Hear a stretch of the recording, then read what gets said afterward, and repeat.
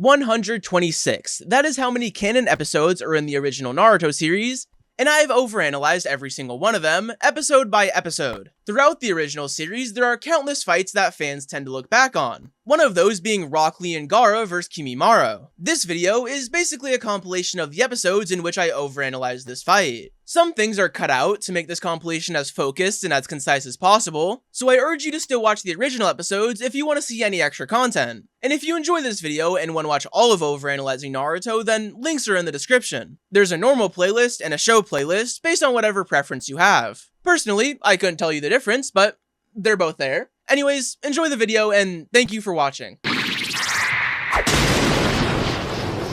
Why did Lee have to hit him with the most, stylish move possible? Let's be honest, he was just trying to look cool here. Realistically, he probably could have chosen something that did a little more damage. The rejuvenated Leaf Village's handsome devil! Rock Lee! This is just such a good feeling, especially since we just got a historical fucking low with Sasuke leaving. So just seeing Lee back in action feels really good, especially because of how much of a beloved character he is. I swear, Kishimoto picked the perfect person to have just randomly saved Naruto. No offense, right? I'm a Shino enjoyer. But imagine if he just showed up instead. I think we can all agree it wouldn't have been the same feeling. But what about your injuries? Do not worry about me, Naruto. Go get Sasuke! I mean, Naruto kinda had a point though, right? He was in crutches yesterday. He's probably on the same shit as Kimimaro, just fighting with pure willpower. Anyways, I like that Lee pretty much acts as a way to move the story along. He doesn't waste any time, and his presence keeps the stakes high. Not only because now there's a brand new fight, but also because the chase for Sasuke is back on, and now it's a million times more interesting. Now to get him back, Naruto has to fight Sasuke, and Lee is pretty much the big reason Naruto vs Sasuke was even able to happen. He uses his own bones for weapons! Watch yourself.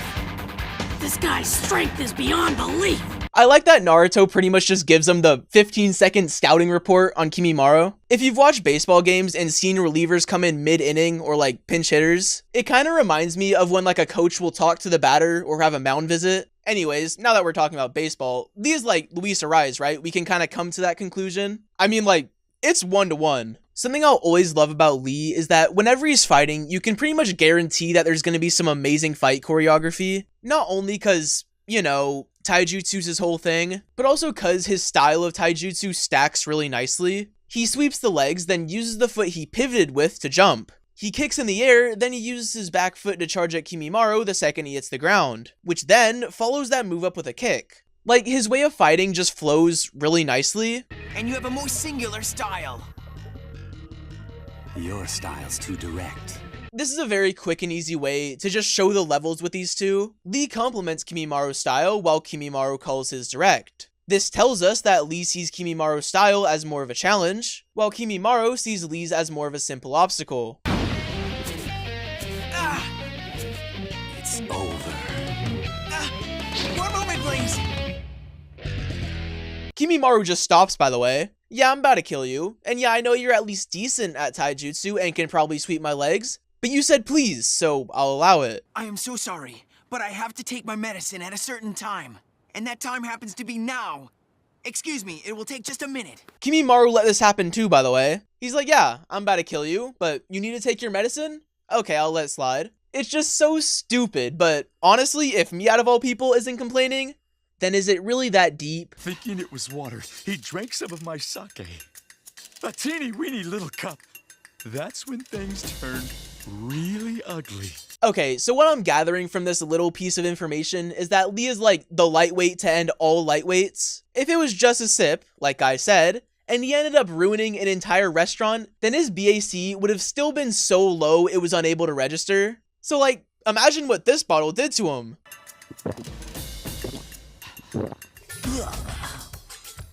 Whatever it is the worst tasting medicine I have ever... First off, no way in hell did it affect Lee that quickly. Second off, I talked about blood alcohol content just a second ago, so let's just estimate how hammered Lee would be here. And just so you're aware, it's a lot more accurate than you might think. Okay, so this bottle that Lee drank was sake. Sake has around 15 to 18% ABV, which is slightly higher than wine. I don't know if there's a term for what bottle of sake Lee drank, but I'm inclined to say it's a half bottle considering its size. A half bottle of sake is around 375 milliliters. It's pretty much equivalent to 3 to 4 glasses of wine, which would still put you over the legal limit of 0.08 BAC, but it wouldn't get you completely hammered. As we see though, Lee is completely fucked, so there's no way that would add up, right?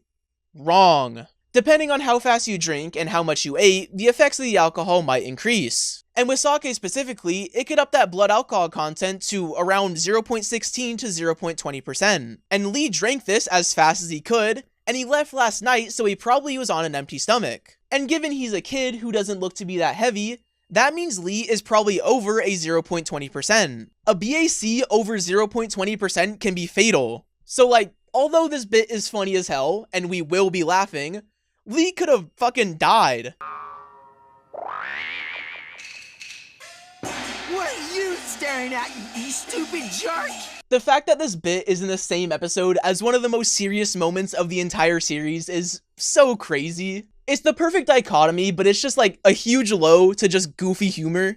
And honestly, I think that's why this episode is so good. It takes itself extremely serious and then does the exact opposite just a little bit later. A master of the Drunken Fist. This is just the face of someone who's so locked in. His eyes might be almost going in 2 different directions, and he might be so wasted he can barely stand. But this is peak humanity. Lee probably had a top 3 experience in Naruto when he fought the Bone Guy while absolutely being slaughtered beyond belief. Okay, let's get something about Drunken Fist out the way immediately. Drunken Fist takes heavy inspiration from Jackie Chan in the 1978 film Drunken Master, which also takes inspiration from a Chinese martial art called Zhui Chuan. Drunken Fist isn't the only time Lee's character has been inspired by something though. In fact, Lee as a character takes direct inspiration from Bruce Lee. And what's crazy is this isn't the only time Naruto as a show has taken that kind of inspiration either. The most obvious case of this would be Sasuke, but there's also Naruto himself, who obviously took inspiration from Naruto, the dad in the hit show Boruto. Lee actually hit this same exact move last episode. So even in his absolute peak state, that muscle memory still kicked in. Boy, all this jumping around is totally messing with my head here. I'm okay though. This guy gives us some of the best fight choreography in all of Naruto. In this episode, by the way. Also, Lee falls down to the ground like this on multiple occasions, this being the first. And just for jokes, I might as well just point them all out.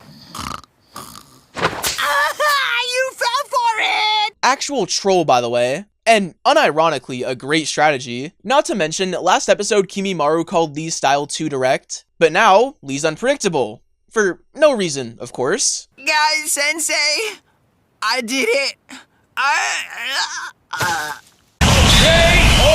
Here's fall number 2. The fact that Kimimaro falls for this again, by the way, is crazy. He helped kill the Kazekage, by the way. Just need to point that out. You reckon this maybe isn't the best portrayal on what Lee would be seeing, you know, given what's happening? I'm not 21 and don't drink, so obviously I would have no idea, but I imagine he'd be maybe more dizzy and maybe having a lot more trouble focusing.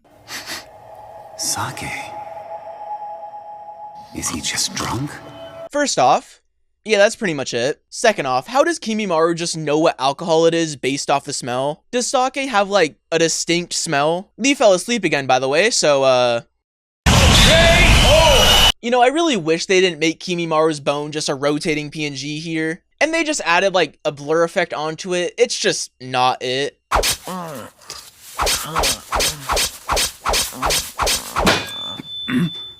This is like easily one of the best feats in all of Naruto, by the way. Lee has absolutely zero way to know where or when Kimimaro is gonna stab, but since he's just in Kimimaro's head, he doesn't have any trouble. Like, genuinely on Madara levels of strength, and that's not a joke. Can't you see I'm trying to take a nap? Buzz, you little fly!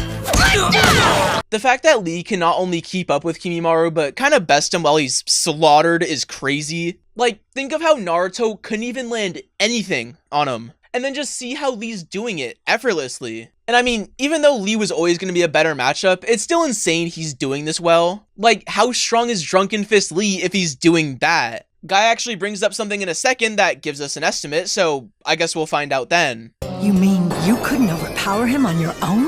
Well, if he had actually been my enemy, I could have taken him down no problem. Okay, let's just break this down real quick. In this story Guy told, it took Guy and Neji to restrain Lee. But Guy says if he's his enemy, he realistically wouldn't have had any trouble. I'm interpreting no trouble as like base Guy to maybe first couple gates at the most. But as we know, base Guy is still like top 1 taijutsu user ever. And that's not really even close. There's a big space between Guy and the next top user in taijutsu. This gives us a pretty good ceiling, so Lee isn't like super powerful right now, but he still definitely has a major boost. Let's now pan over to Kimimaro, someone who's proven himself to be skilled in taijutsu and, as we later find out, helped kill the Kazekage. While assisting in the assassination of the Kazekage doesn't make him the same strength as the Kazekage, him surviving that still means he was at least near the level of a Kage. I think Jonin level is kind of an accurate estimate because Kimimaro is more of a matchup based ninja than an outright powerful one.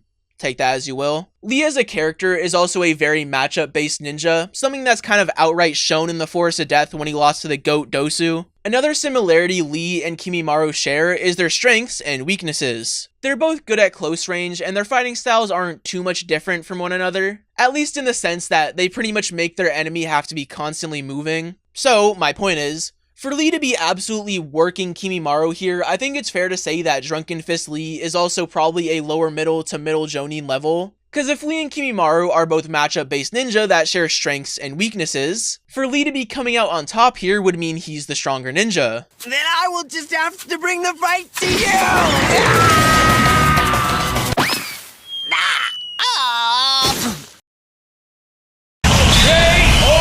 This is like, what, the 4th time he's fallen over? To be honest, right, I think there's a lot of reasons people love Lee. He's relatable to the people who aren't naturally good at the things they're passionate about. He has a very strong mentality and he has a true underdog story. But honestly, right, I think the fact that he's just a drunk idiot in the middle of a very tense situation might have helped. Like when you're seeing him do this, you can't help but just laugh at it, regardless of how high the stakes maybe should be. This may come off as a hot take, but it really shouldn't be. Drunken Fist Lee, when going after Kimimaro here, is one of the best pure taijutsu choreography we've seen so far. And I don't mean like fights, I mean like pure choreography stuff, like Neji vs Hinata and Sasuke vs Orochimaru. Like, it's really fast paced, and shows what 2 masters of taijutsu can really do when just dueling. Lee's thing with the feet here goes absolutely crazy, and it just shows how much of a goat he really is. And Kimimaro just keeping up with it all is insane. Like, they're moving so quickly at times that you have trouble just keeping up with what they're doing. And that's just so us, the viewer, almost feel below this. We feel like mere spectators. There's also so many times where you're just like,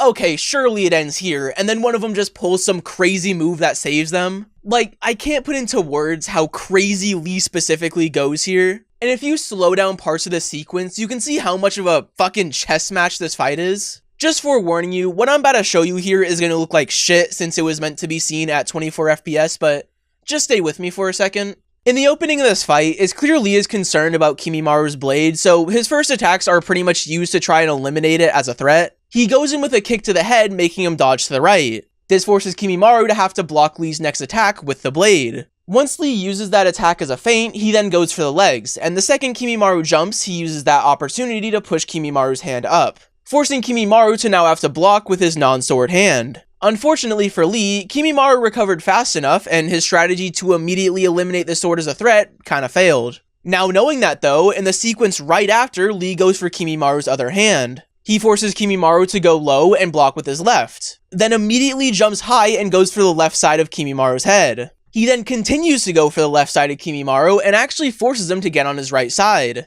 This is meant to tempt Kimimaro to go for an attack with his sword, because he would be attacking in a spot Lee would have trouble defending. Lee immediately turns though and backs up, making Kimimaro's attack a little more of a reach and a commitment. He then stops Kimimaro's right arm with his foot, and then uses his other foot to kick him back. This puts Kimimaro off balance, which now allows Lee to go on a full offensive attack. Because Kimimaro was off balance, he knew he has to play defense here until he can find his balance, so that's exactly what he does. Lee then goes for his non-sword hand again, which opens up Kimimaro's stomach. Lee uses that opportunity to try to hit him in the gut, which forces Kimimaro to block with his sword, effectively eliminating it for any sort of counterattack off of the first move. Lee then goes for Kimimaro's head and punches so fast his arm just doesn't exist in the shot. Kimimaro blocks it though, which puts his sword in between Lee's left arm and the rest of Lee's body. If Kimimaro were to go for an aggressive attack here, he could potentially land a lethal blow, but it's also a huge commitment. He ultimately opts for a more neutral move. He attacks Lee only enough to make him back up, but not enough for Lee to punish him for it. This move is extremely optimal for Kimimaro because he was just on complete defense, but now this move helps cut some of Lee's previous advantage. Not fully, however, because Lee goes for a kick, which, given Kimimaro's current positioning, forces him to block with his sword.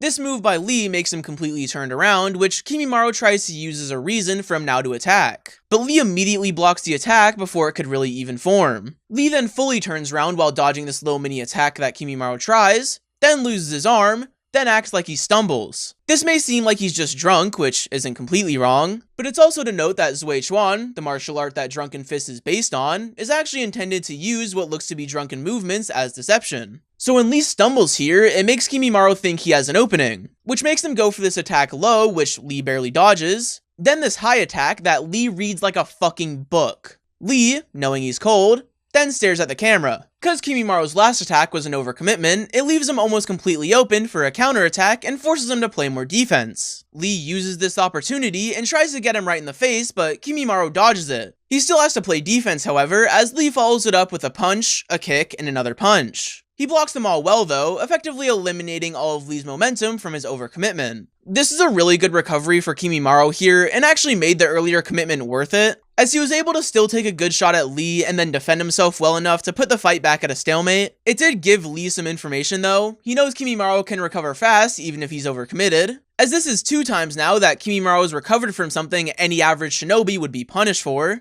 and one of the main reasons he's able to do that is his sword. And Lee remembers this too, something I'll bring back up near the end of the video. Lee tries to regain some of his earlier momentum by starting out again on the offensive. He goes for a really quick punch to Kimimaro's non-sword hand, effectively trying to bait him into yet another huge commitment. Kimimaro then bites again, and Lee dodges again, making it another pretty big commitment for Kimimaro. Lee this time, however, doesn't try to get off a big hit on him, and instead goes for Kimimaro's sword. He punches his arm, and Kimimaro actually loses his sword for a second. He gets it back, however, which, if anything, is impressive, then immediately backs up. Lee uses this to go on yet another full offensive, and for some reason just uses his feet. At this point, I think you can already tell who has the momentum. Like, Lee has outplayed Kimimaro in every aspect so far. He's made him overcommit on multiple occasions and has gone closer to punishing him for it every time. And Kimimaro really hasn't had a true point where he can be on the offensive either. It's mostly just 1 or 2 attacks, then he's back to defending, which is also thanks in part to Lee's moves being unpredictable. This is something that Kimimaro understands is a problem and needs to be stopped immediately, so when he sees a break in Lee's constant attacks, he goes for a kick to get him off his feet. Then once he lands in front of him, he uses the Camellia dance.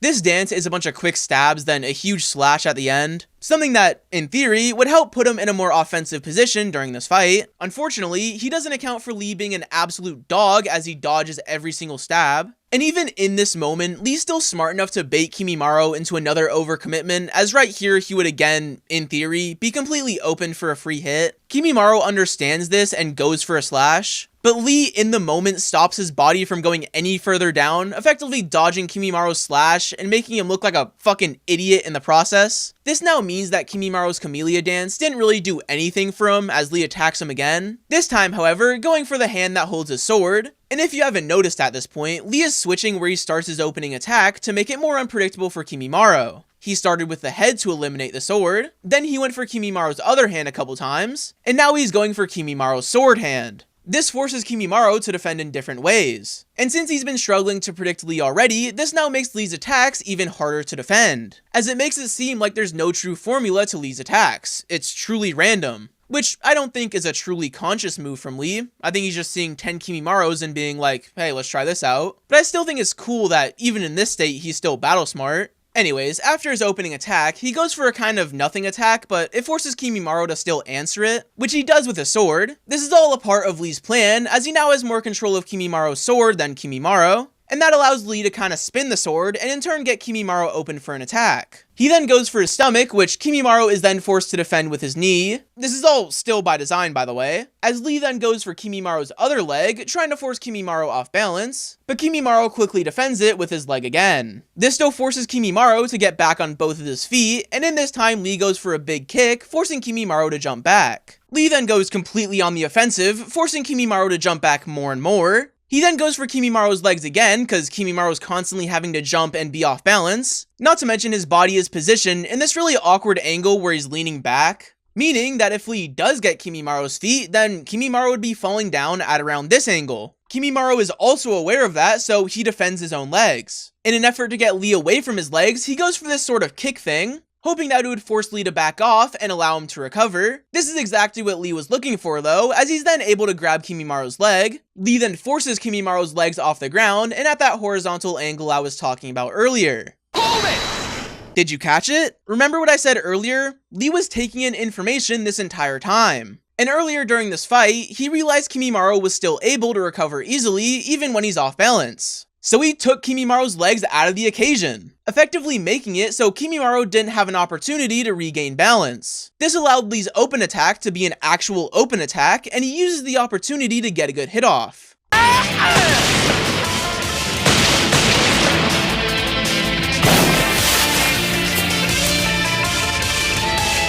I feel like the end of this sequence is so rewarding. You have Lee getting this meaty-ass hit on Kimimaro, so good they had to show it 3 times. You then see Kimimaro lose his weapon, something that was ultimately kind of Lee's goal in this part of the fight, and then he just fucking hiccups. Like he's such a troll. Not to mention, it kind of feels like when he took off the weights against Gaara. In both moments, the odds were kind of stacked against him, and then he just pulls out a crazy move and shocks everyone. This is the first time we're teased the Sand siblings' arrival in this episode, but it's not ever the first time it was teased. So it's kind of good that they start teasing it as stuff starts to go wrong for Lee. No other choice.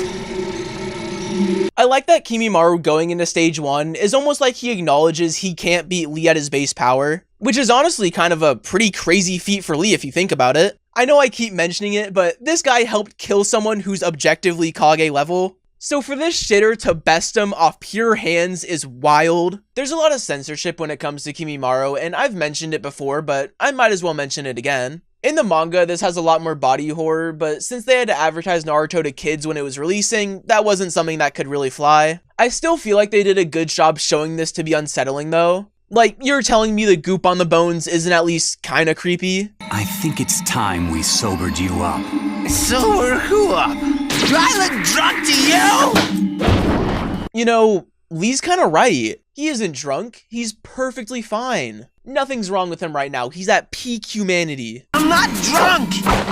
In the first place, I'm not even of age! First off, just another insane sequence out of nowhere. Second off, did they really feel the need to animate Lee's ass like this? Like, did they really need to outline his ass?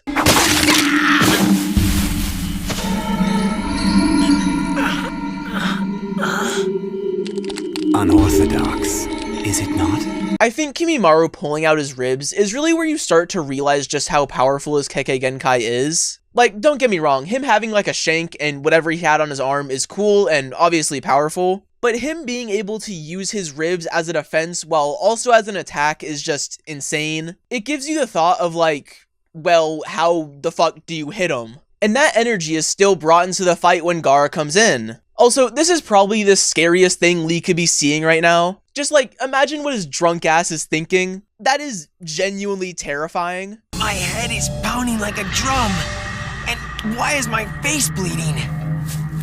It seems I really was drunk after all then. Yes, cause as everyone knows, those are the 2 main side effects of alcohol. Obviously I'm joking. We all know hangovers don't actually exist. My Kekkei Genkai freely controls my osteoblasts and osteoclasts. It allows me to alter the concentration of calcium. Yeah, so we're just gonna act like we know what this means, by the way. We're just nodding and saying, yeah, I understand. Cause we're all smart around here. All of us. Every single one of us. Behold, my large dance.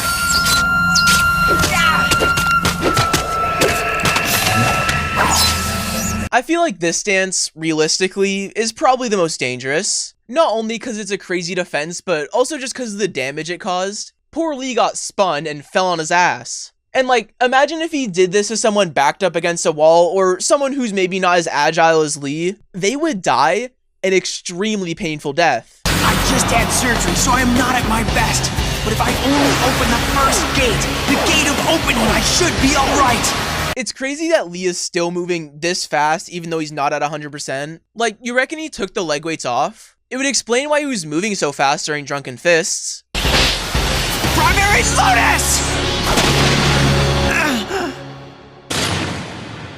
This is such a good way to just kill the momentum it felt like Lee was about to have. Like, him using Hidden Lotus kind of felt like a way to respond to Kimimaro using Stage 1 Curse Mark, but the fact that Kimimaro just shuts it down instantly sets a crazy tone. Like, Lee is absolutely fucked here, and you can pretty much tell immediately. And that also makes Gaara saving him all the more impactful, so very cool. Who are you?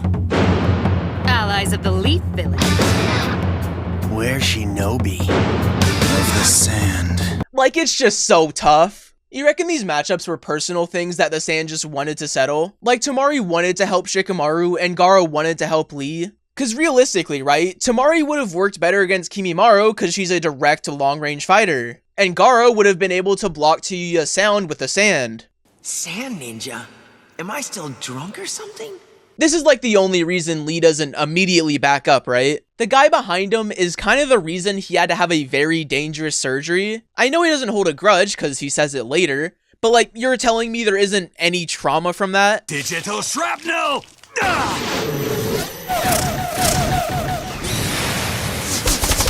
I feel like Gaara makes this attack look so weak, but in reality, it's the exact opposite. Like, yeah, he stops it with the sand, but look how far it got to them before it actually stopped and fell. Also, you reckon Kimimaro just looking at Gaara's sand and just thinking, hey, I fought someone like that? Wait a minute. Like, it had to have crossed his mind. You're different.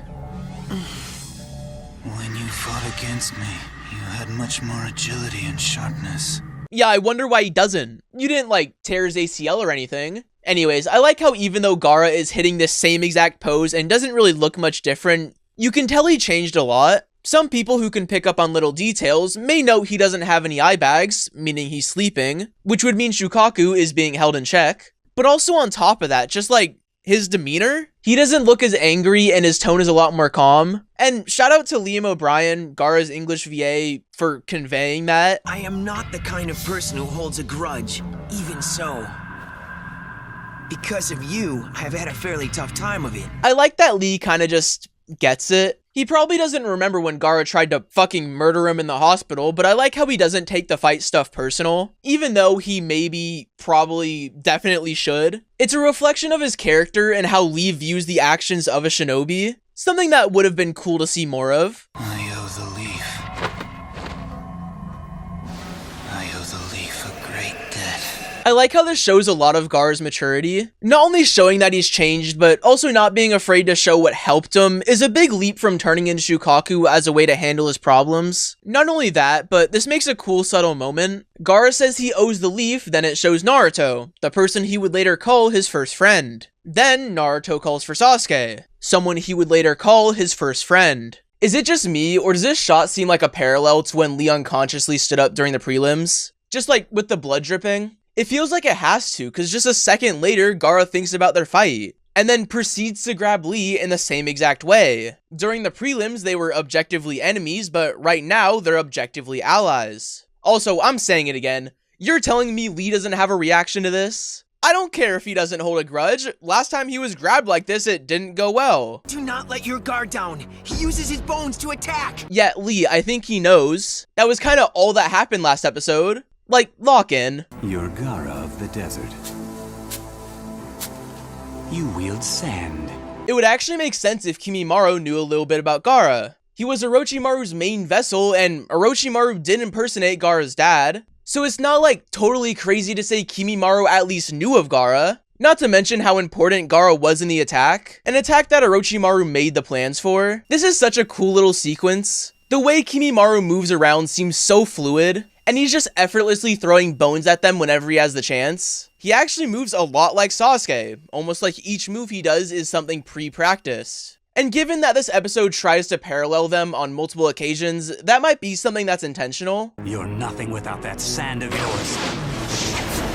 Why else would you go through the trouble of lugging it around? Okay, this has to be like the dumbest shit I've ever heard. Gaara isn't anything if you take out his main source of attack, and defense is pretty much what Kimimaro just said. Like, brother, you're not anything without your bones. Sand shower.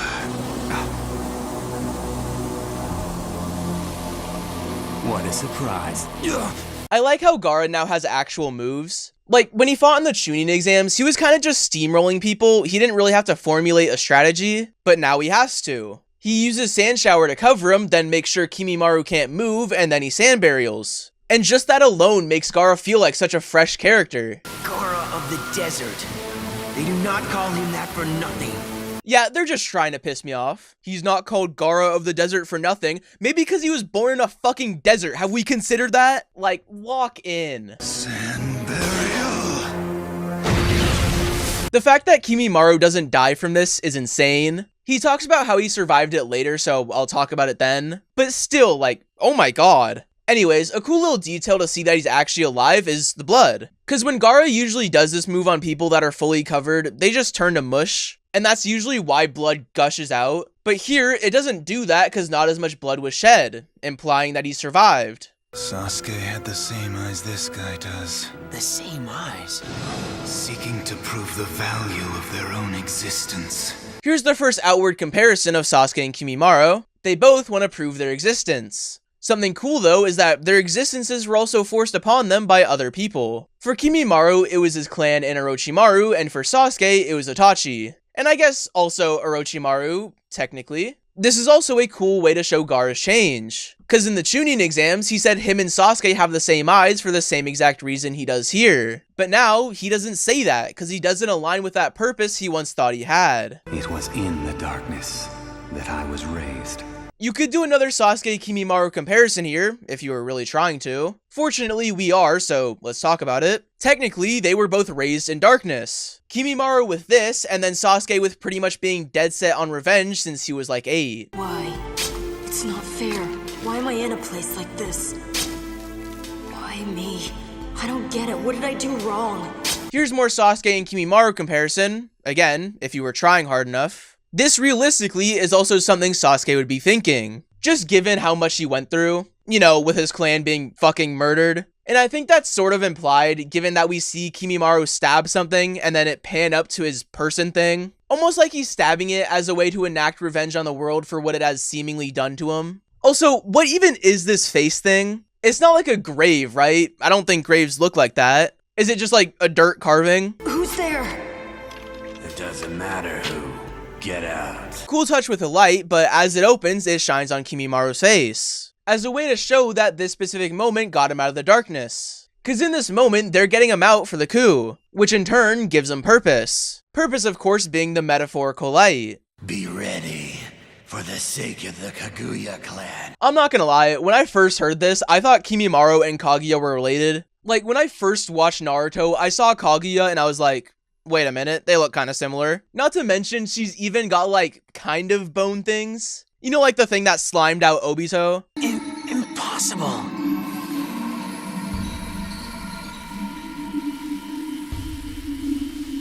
I've talked about Naruto censorship a lot in this arc so far, but I'm about to do it again. Cause they ended up actually doing a pretty good job on this one. The only thing they did was just cut out the shot of his hand and then show less blood, which is pretty tame compared to what they've done previously. If I hadn't grown a membrane of bone underneath my skin, I would have been crushed beyond recognition. Is this not like confusing? He can just create bone under his skin? Like, what about the actual bones in his body? Wouldn't they then be crushed because of the new mass? It's not like he expanded, and the bone membrane probably has to be really thick for it to withstand Gaara's Fist of Doom. I underestimated you, but that's the last time I'll get caught in your sand.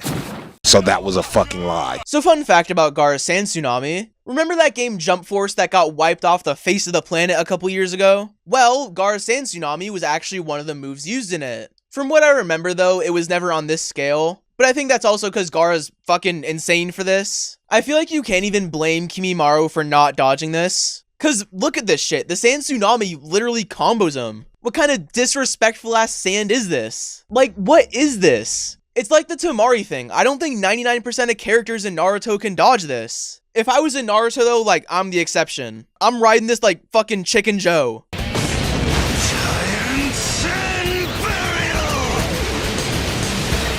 It's just so crazy Gaara can do all this. Even if he does have a tailed beast in him, this is crazy considering he's like, what, 13? Why won't he give up?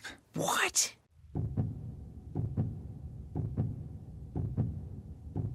It's insane that Kimimaro survives this. He's genuinely just fighting and surviving off pure willpower too. And he's so sick he can barely move, but that doesn't stop him from living this. He's seriously just fighting for what he sees as his purpose. And when you put it like that, it kind of reminds you of two very specific characters. One named Sausage and the other named, I think, Zaku.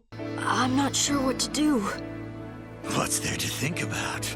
Go down to the Village of the Mist and kill every single person you come across. I know this is an anime-only backstory, but holy shit, how twisted is this? This goofball is telling that to a child. Overall, I feel like Kimimaro's backstory does a really good job at reinforcing his character. Like, it doesn't actually add anything new to it, but it makes the viewer understand his perspective and respect it more. Something that makes his death actually pretty sad. It kind of feels like Haku's death in that sense, and when I say Haku, I mean Zaku. Are you from the Mist Village?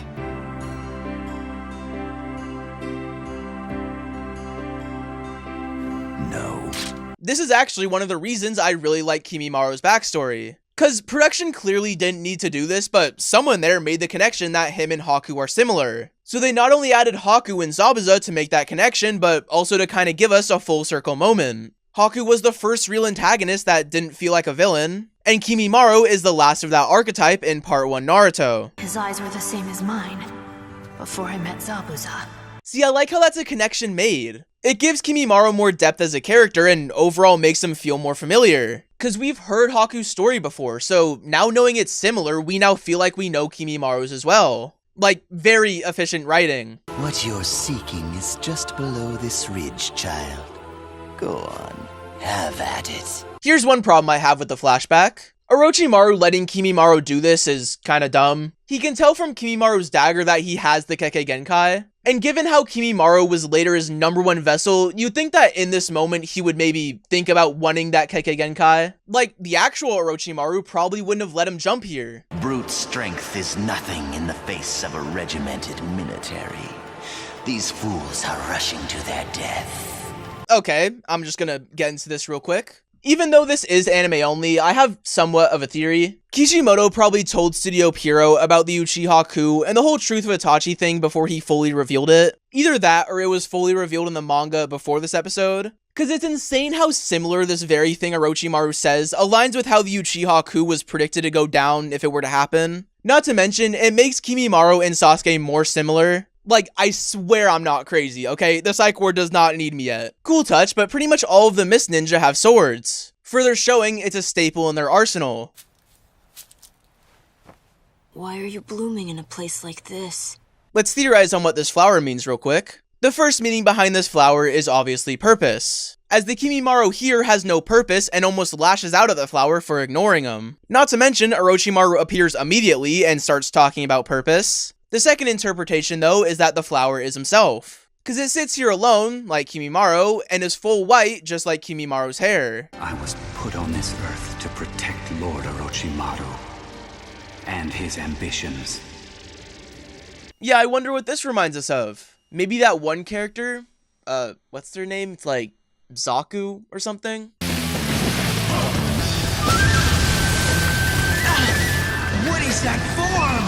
I'm not gonna lie, right? This is kind of a smaller reaction than it maybe should have. Like, look at Kimimaro right now. You're telling me that the first reaction isn't a loud, like, what the fuck is that? He's got like a whole tentacle as a tail. That's not normal. I like how you can immediately tell how much of a boost Stage 2 Curse Mark gives Kimimaro. Like, he's literally dodging the sand under him. You know how crazy he has to be to do that? If Gaara can't stop someone moving on his sand, that person has to be insane. I just know Kimimaro did this with so much hate in his heart. After what happened last episode with the sand comboing him, like, there was no way this isn't at least some kind of answer to that disrespect. I am here as well! Cut to Lee getting sent into the stratosphere.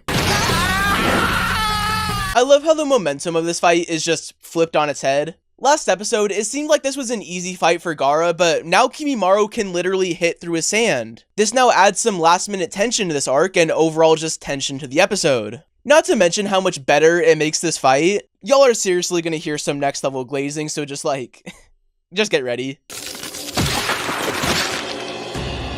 He's fine! How is it possible? This might be one of the coolest unique weapons in all of Naruto. Just like his spine as a sword. Honestly, I'd rather have this than some of the 7 ninja swordsman swords. Not gonna say which ones though. Y'all are just gonna have to figure that one out. Climax dance. This is actually the second to last dance Kimimaro uses. And oh, would you look right there? There's a clematis flower right as he says it. And oh, look at last episode. There was a clematis flower during the flashbacks, which we establish is a reflection of himself and his purpose. This actually might be Kimimaro's most dangerous attack on any individual opponent. Keyword individual. Just like wrapping up the enemy, then putting this through them, that's kind of brutal. I don't have much time. So I actually have a theory to why Kimimaro immediately starts dying faster when he enters stage 2. Other than the plot demanding it. We know that the curse mark is kind of like a sage mode, but the evil version, so it'll give the user the insane boost in chakra and strength, which, to me at least, means that this insane boost in chakra and his strength isn't something Kimimaro's immune system can handle, which can kind of be backed up by the fact that chakra points are very close to organs within the human body, and since it's this evil sage mode and evil power boost, it means his body would feel the consequences of using it, something that doesn't happen with normal sage mode or power boosts. On top of that, since he's sick and has a weaker immune system, it means he's actually feeling the effects of stage 2 in real time, which stacks as the fight went on and led to him dying much faster. Essentially, Kimimaro was like a phone on 10%, and stage 2 was like him turning his brightness all the way up. That's kind of the best way to describe what I'm talking about. Ultimate defense! Shukaku's shield! Pretty obvious one, but this is just a smaller, goofier version of Shukaku. It's even got this texture on his stomach like the real one. Something to note about this conversation between Kabuto and Orochimaru is that the candle here represents Kimimaro, and while it is also kinda obvious, it's still something worth pointing out. As the candle here is low, and well, that means Kimimaro is gonna die soon. It's something I'm gonna point out the more we see it, so get ready. You reckon this part of Kimimaro's attack is supposed to be some sort of drill? I know it's the clematis dance, and it's supposed to look like the flower head, but also look at it. Does it not look like some sort of drill? Also, cool touch, but you can see Gaara's sand is really shiny. Cause as he says later, they're the hardest minerals in the ground.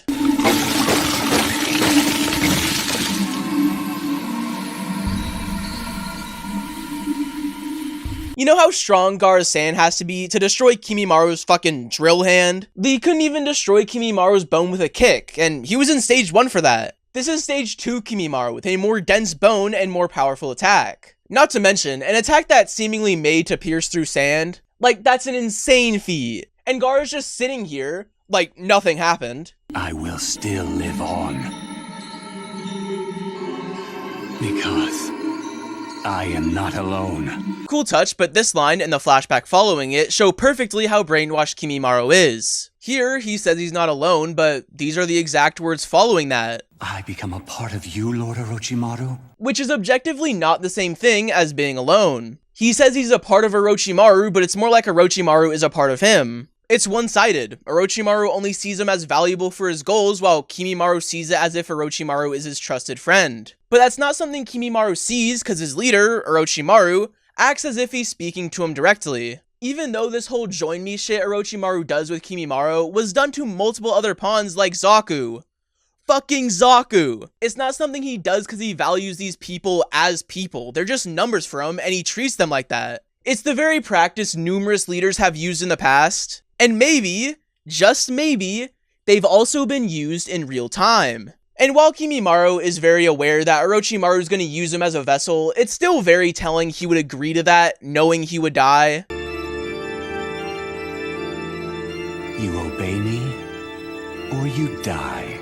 What in the fucking free-rin angle is this? This shot is actually impressive in terms of how many rules this shot follows. It first follows the rule of thirds, which you can see here with the highlighted lines. It has Kimimaro looking in the direction that has more negative space, in fact, the exact direction. Then, Kimimaro's head is actually tilted in the same exact degree angle as this little piece of wood. It's just a little hard to tell, cause they didn't give bro a defined chin. Naruto as a show actually follows these specific rules a lot. Mainly cause they're the most common, but this shot is really noticeable. I'm still not done talking about shot composition, by the way. Cause this shot actually breaks the rule of thirds, so the shot has more balance. As you would expect Kimimaro to be in one of the vertical lines, given how imperative he is to the shot, but because there's 4 of them, they have Kimimaro outside of it, instead having Kidomaru and Sakan take up the thirds. Also, a cool touch is that each of the Sound Ninja 5 is in front of a door, which in reality was probably the real intention of the shot, not the balance, but still, that's cool. We are now the Sound Ninja 5. 6. Don't piss me off. Orochimaru's brainwashed you well. You sad little pawn. Kimimaro's reaction here has 3 separate meanings. The first one is that it's him reacting to the sand below him. The second is his reaction to what Gaara just said. And the third is him getting hit with whatever he's sick with. I honestly think there's not one true meaning behind this. I think it can be interpreted in all 3 ways, so very cool. Almost out of chakra. I must make this last bit count. Almost out of chakra, he says, with a straight face, as he drags Kimimaro down 200 meters below the surface. Anyways, can we talk about how cool this sequence is? Just with how much the sand moves and how Kimimaro's waving his bone. I will bury you 200 meters below the surface of the earth. Under pressure so great you won't be able to move a finger. So that was a fucking lie. How insane is this, by the way? Maybe one of the most underrated fights in all of Naruto, purely because of the scale of Gaara's attacks. Like, when I always watch this fight, I remember the Kimimaro bone spikes and his death because I think it leaves more of a lasting impact, but looking at this fight now, yeah, I'm not gonna lie, I might have underestimated Gaara's part in this fight drastically. In the wise words of one of the best artists and best producers of all time, Pharrell Williams, I didn't know. You did it! This time I am certain of it! So that was a fucking lie. Dance.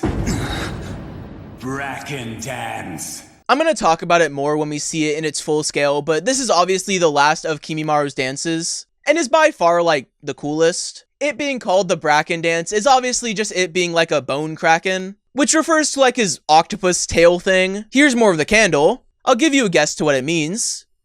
It means Kimimaro is dying. And given that he just used a large-scale jutsu, it means this fight's coming to a climax. Okay, I'm talking about the dance now, cause how can I not? Kimimaro is genuinely crazy for this. Like I mentioned, this is what I think of when I think of this fight, and I mean, I'm pretty sure that's everyone, right? Like, look at this. Doing all of this while only having minutes to live, while also being 200 meters under the ground, is a feat that is actually so underrated. And like, imagine if a healthy, on-the-surface Kimimaro led off this attack. I think it could genuinely take out an entire village. I also think this jutsu is the reason he died so fast, because it clearly took a lot out of him to pull off. But still, it's insane. Not to mention this, and also Gaara for that matter, help kind of introduce the viewer to very large-scale attacks, which words can't describe how much that does for Shippuden. And overall, it just cements how viewers see Kimimaro, and is probably why so many people love him despite his limited screen time. The end of the leaf. Finally. Third Hokage, I'm going to teach you a lesson, old man. A lot of these Kimimaro flashbacks, just like the last episode, are anime only. But also, just like last episode, they only help him as a character. Anyways, with that out the way, why is Kimimaro just staring into our soul? I think it's actually really cool that we see Kimimaro was in the background of the entire Chunin exams and Konoha Crush situation. It makes him feel like a real character that's existed for this entire time, and I think little stuff like that goes a long way. Not to mention, it helps show the progression of him getting sick, while also showing his loyalty to Orochimaru, 2 things that go hand in hand with his death. Anyways, in these flashbacks, there's actually an animation error. We see Orochimaru impale the Kazekage, but right here, there is definitely no stab wound. What is it, boy?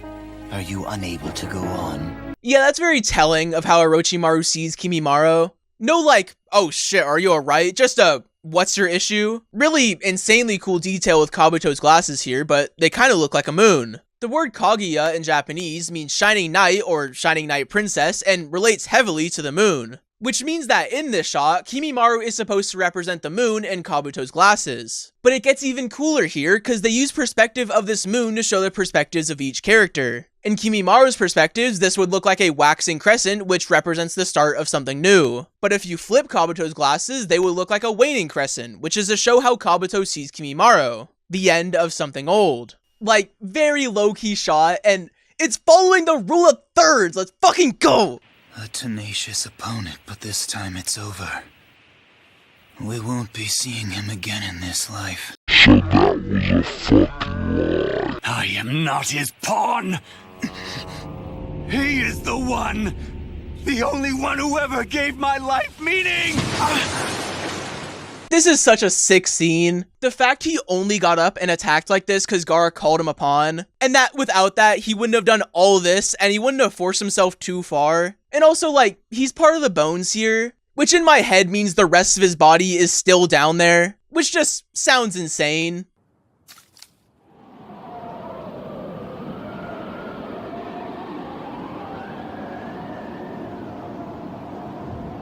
He is dead.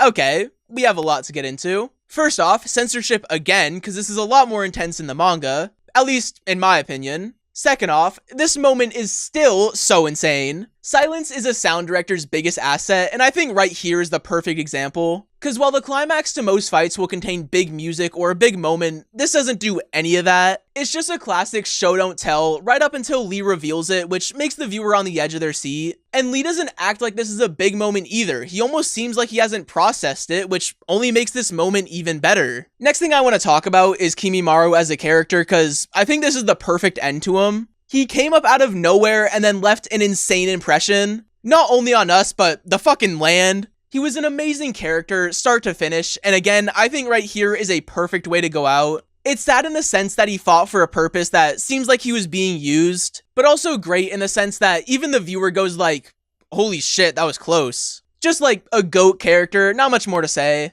Anyways, you reckon like 10 years down the line, someone in the ninja world just stumbled upon these bones and was like, what happened? Because I mean, like, someone had to have seen this. Can it be Kimimaro? No matter. He's of no further use to me. Yeah, okay, dickhead. This is actually some next level disrespect. Kimimaro just fought for this man, and his first response was, fuck him. Like, that alone is some S-tier villain energy. And you know what it feels like? It feels like Gato kicking Haku, which is just like another comparison between them. The people they technically worked for disrespect them immediately after their death. You have someone in your life whom you honor and revere so much that every hurt inflicted on them is inflicted on you as well. I like how this is a comparison made. Gaara understanding that Lee to Guy is like Kimimaro to Orochimaru makes Kimimaro seem a lot less like a villain, so good job. To feel so strongly for someone you would fight for them. Die for them. You and Naruto Uzumaki have that in common. And I like how this is also a comparison made. It not only reminds us that Naruto would be willing to do that for his comrades, but it transitions us into Final Valley. And would you look who's at Final Valley? Someone Naruto would fight and die for? That's kind of cool. Yeah, just like, what a sad shot to end this fight on. Just him dead there alone, that's brutal.